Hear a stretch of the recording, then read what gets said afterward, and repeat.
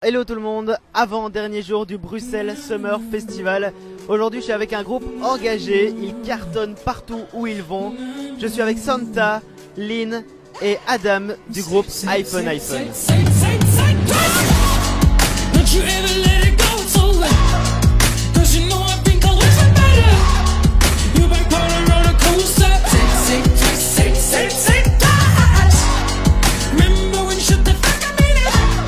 Bonjour, vous allez bien? Ça va et toi? Ça va super. Super. Alors, est-ce que vous pouvez un peu vous présenter pour ceux qui ne vous connaissent pas? Nous sommes iPhone iPhone. Moi je suis Line et je fais de la basse. Moi je suis Santa, je suis la chanteuse iPhone iPhone. Moi c'est Adam et je fais de la guitare. Ok, alors comment décririez-vous votre univers musical? Alors c'est très difficile à décrire. Je dirais pour quelqu'un qui n'a jamais entendu que ce sont des chansons avec de grandes émotions.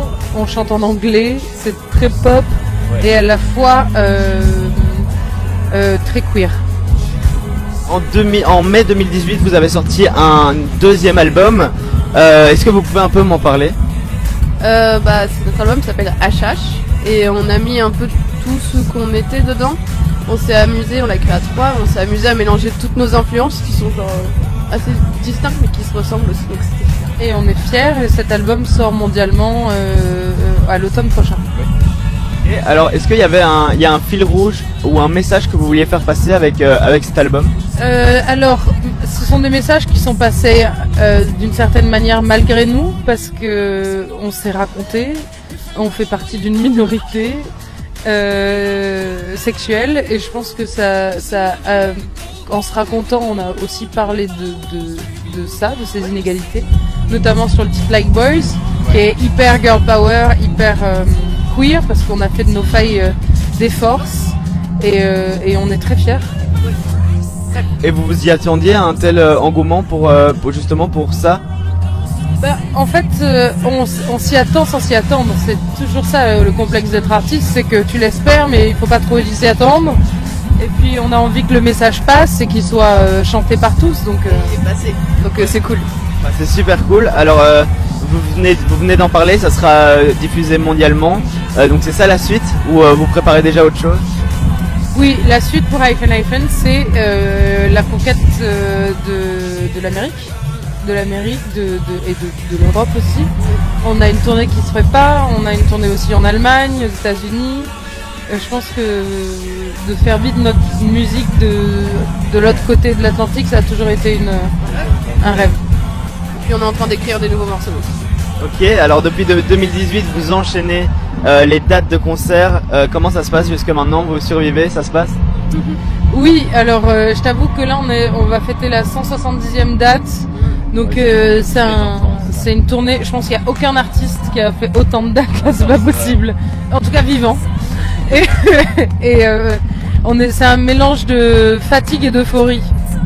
Et qu'est-ce que vous aimez le plus sur scène?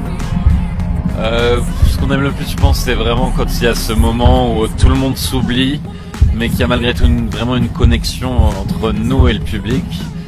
Et on essaie toujours d'impliquer notre public au maximum. Et je pense que quand il y a ce moment de partage collectif, c'est vraiment la plus belle victoire pour nous, oui.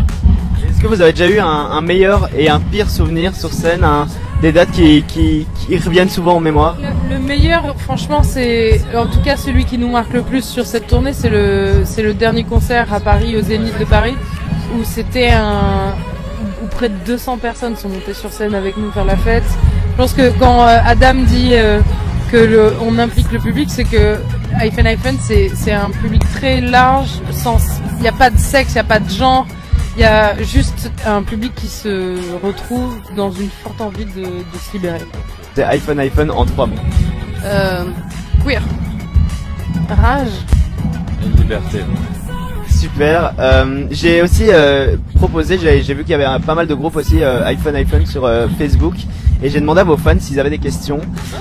Voilà, et donc j'ai demandé et j'ai repris 3 questions. Donc vous aviez parlé de la tournée US. Est-ce que vous pouvez un peu m'en parler? Il y a déjà des dates, ça se passe comment?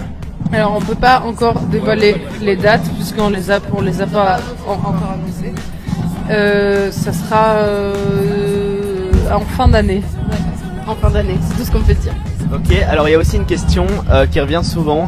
C'est vous êtes tellement à fond sur scène que les gens ils ont vraiment envie de revoir ça par après. Est-ce que vous prévoyez un CD, DVD avec des bonus ou autre? Pour l'instant, on ne prévoit pas de disque live. Mais par contre, il va y avoir des belles vidéos du Zénith qui vont sortir bientôt. Ok, super. Et puis, je pense que le prochain album sera beaucoup plus live. Bah, merci Alex pour la question. Et il y a Magali qui demande aussi si vous aurez un titre entièrement en français. Est-ce que c'est prévu? Non, pas sur iPhone. Désolé, Mag. Non, parce que en fait, l'idée de iPhone, c'est le rêve depuis toujours. C'est de conjuguer nos influences et de les faire siennes. Je pense qu'on chante un petit bout en français sur scène, mais c'est un clin d'œil. Je ne me vois pas chanter en français. Au moment où on touche les États-Unis, ça serait cool quand même de revenir à. Où pourrons-nous vous voir jouer du coup prochainement? Chez nous à Nice. Ouais. On est content. On touche à la fin de la tournée, donc les prochaines dates c'est Nice, en Belgique. Non, pas en... Oui, c'est en Belgique. Et ensuite on fera Paris et Tétu à Paris le 21 septembre. Ok, bah le rendez-vous est pris. Qu'est-ce que je peux vous souhaiter pour la suite? D'être encore, de nous donner les moyens d'être encore plus fous. Ok, bah un grand merci d'avoir répondu à mes quelques questions. Je vais vous laisser. Je vais vous laisser le mot de la fin pour terminer cette interview. Si vous avez un message à faire passer aux gens qui vous suivent, et puis un petit mot sympa pour terminer cette interview, vous êtes les bienvenus. Allez, Line. C'est le mot de la fin. Waouh. C'est le mot de la fin. Ok, bah un grand merci et à très bientôt sur Pulsar.